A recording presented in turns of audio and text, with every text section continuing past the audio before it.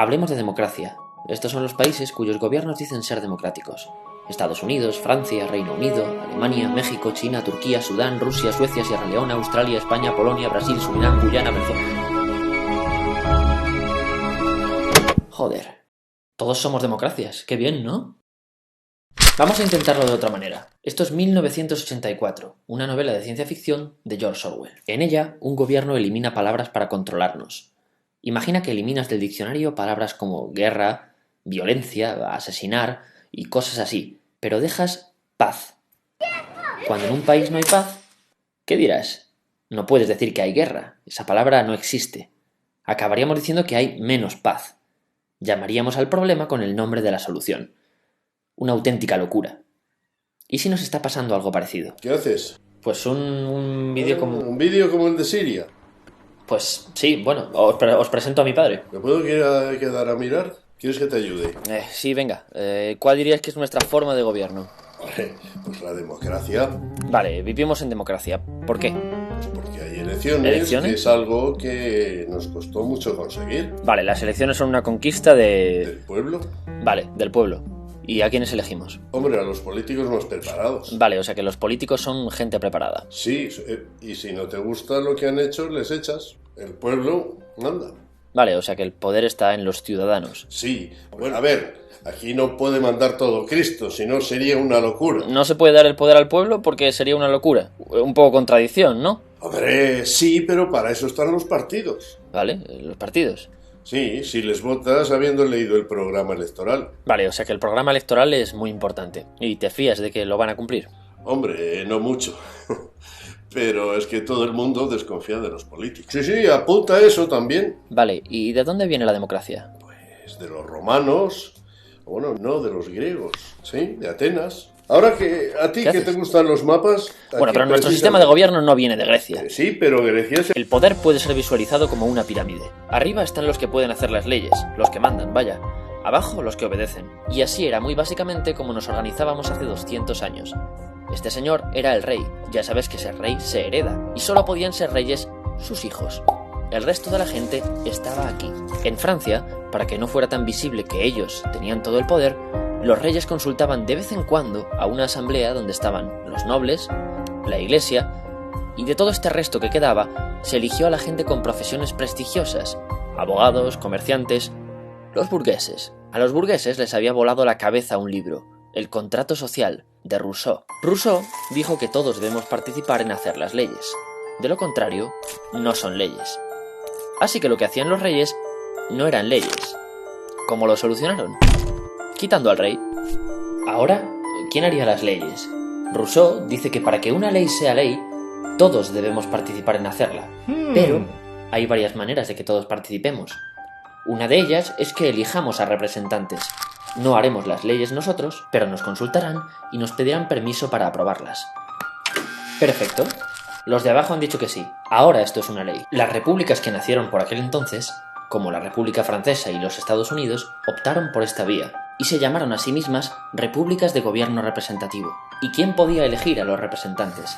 Solo los considerados libres, hombres, mayores de 25 años e independientes económicamente, gente con dinero y propiedades, mayoritariamente burgueses. Resultado, los que eligen y los elegidos son del mismo grupo. Así que la elección no es una conquista del pueblo, es una conquista de un grupo, de una élite. Espera, rebobinemos. Antes de la Revolución Francesa, el rey ya creó elecciones para que el pueblo eligiera representantes y no tener que negociar con millones de personas. ¿Te acuerdas de quiénes representaban al pueblo? Abogados, comerciantes, los burgueses. Exacto, los famosos burgueses. Así que los burgueses ni siquiera conquistan las elecciones, mantienen un método que ya habían usado algunos reyes. Era bastante obvio que un grupo había hecho la revolución para ellos solos. Tocqueville, el primero en estudiar la joven república norteamericana, dijo: no le temo al sufragio, la gente votará lo que se le diga. ¿Por qué? Porque si tienes que elegir entre varias opciones, quien tenga más dinero hará tan visibles las suyas que las convertirá en las únicas. Mientras, la gente empezó a exigir que pudiera votar todo el mundo, así que más y más gente empezó a acceder a la posibilidad de votar, el famoso sufragio universal, pero tan centrados en obtener el voto la gente se había olvidado de una cosa. Rousseau había advertido algo sobre los representantes. Para que una ley sea ley, todos debemos participar en hacerla. Si no la hacemos todos y elegimos representantes para que la hagan, necesitamos mecanismos para que nos hagan caso. Por ejemplo, poder parar en todo momento una ley que no nos guste. Si no creamos esos mecanismos, no tenemos el poder y no hemos elegido representantes, sino jefes. Y se puso muy pesado con esto. Así que, de acuerdo con Rousseau, no, hoy el poder no está en los ciudadanos, está en los representantes. ¿Y cuál es el efecto de no tener mecanismos para que nos hagan caso? Pueden hacer lo que quieran. No importa lo mucho que desconfiemos de los políticos. La elección significa confianza total, pero no nos apresuremos. Volvamos a cuando todavía votaban unos pocos. Entonces, los representantes eran conocidos personalmente por los cientos de personas que les votaban. Pero según más y más gente accede a votar, resulta difícil que todos conozcan personalmente al representante. Entonces aparecen los partidos de masas, que clasificaban a la gente por ideologías. No importa la persona, conoce sus ideas. Aquí nacen los programas electorales, paquetes de promesas que hacen los partidos. Sin embargo, acuérdate de cómo está hecho el sistema. Por mucha vivienda que te haya prometido, no hay mecanismos para que el representante que elegiste te haga caso. El único mecanismo es votar a otro, pero eso tampoco te da ninguna garantía. Entonces, ¿cómo de importantes son los programas? Nada, los programas electorales no tienen importancia. Y espera, no hemos hablado de cómo funciona un partido, otra pirámide. Si quieres llegar a ser un representante, tendrás que ir escalando en la pirámide de poder. ¿Cómo se hace? No siempre como uno espera. Primero, diciendo que sí a todo.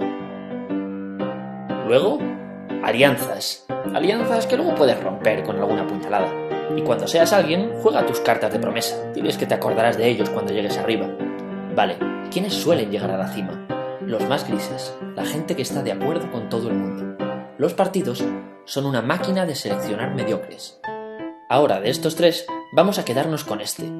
¿Es el mejor para gobernar? No, el mejor para gobernar era este, pero se pondría nervioso en los debates. El segundo mejor era este, pero es demasiado viejo y hay que ganar voto joven. Nos hemos quedado con este no porque sea el mejor para gobernar, sino porque es el mejor para ganar elecciones. Pero es un inútil. Así que, ¿son gente preparada los políticos?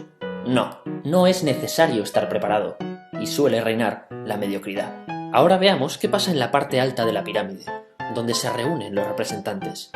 Fíjate, el Parlamento se diseñó para ser un lugar donde se deliberaba. Ante opiniones diferentes, se trataba de convencer a los demás, y se estaba abierto a ser convencido, para llegar a un acuerdo. Pero con la llegada de los partidos de masas, se convierte en un simple medidor de poder. Cuantos más votantes tienes, más fácil resulta imponer tus ideas. Hoy día, los partidos han perdido gran parte de su militancia. La sociedad se compone de una mayoría no militante, que no es de ningún partido, y las minorías que siguen en ellos. Atraer a esta mayoría es la clave, así que se la estudia y se va cambiando el comportamiento del partido para atraer votantes, e incluso fabricando candidatos. Los partidos no solo tienen que atraer votantes, también tienen que evitar que te acerques al resto de partidos. ¿A alguien le apetece ser un fascista o un rojo de mierda? Pues solo puedes estar en uno de los dos extremos. A esto también se le llama polarizar. Hemos dividido a la sociedad en polos opuestos. Vivimos en democracia. Ahora quiero que prestes mucha atención. ¿Y si te digo que estamos llamando democracia a algo que no lo es? Si te fijas, desde el inicio del vídeo no hemos mencionado la democracia en ningún momento. No ha hecho falta porque nuestros gobiernos, cuando nacieron hace 200 años, no se llamaban democracias. Se llamaban repúblicas de gobierno representativo. Exacto, repúblicas de gobierno representativo. Podríamos pensar que quizá el término democracia no se usaba entonces, o no se conocía. Vamos a buscarlo. John Adams, presidente de Estados Unidos, uno de sus padres fundadores. La democracia degenera en anarquía. La democracia nunca dura. James Madison, cuarto presidente de Estados Unidos, otro de esos fundadores. La democracia es incompatible con la seguridad personal y la propiedad privada. Sí que se conocía. En Estados Unidos, el gobierno representativo más antiguo, sus fundadores hablaban de la democracia. Decían que era algo negativo y opuesto a lo que crearon. Lo puedes buscar. La palabra democracia no se menciona ni una sola vez en la Constitución que redactaron, ni en la Constitución de la Revolución Francesa, una de las primeras constituciones de la era moderna. Si consideramos, como decían los padres fundadores de Estados Unidos, que lo opuesto a los gobiernos representativos es la democracia, algo que, ojo, aún no hemos dicho ni qué es, ¿qué puede pasar si los llamamos de la misma manera? Que ahora es imposible preguntarse ¿qué es esto otro? Deben ser lo mismo, porque tienen el mismo nombre. ¿Te acuerdas? Si queremos saber lo que es la paz, no podemos llamar a la guerra con el mismo nombre.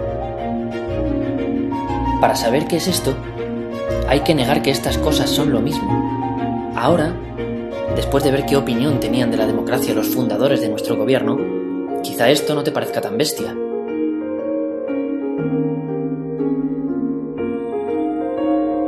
Bueno, igual sí que es un poco bestia. Bueno, por muy bestia que sea, es la única manera de preguntarse. Entonces, ¿qué es democracia? Como las cintas de antes, esta es una historia con dos caras. La cara A ya la conoces, los gobiernos en los que vivimos. La B es algo que crees conocer, pero en realidad desconoces. Si te ha volado la cabeza saber que no vivimos en democracias, te va a encantar descubrir lo que significaba vivir en una. Lo tienes a un solo clic.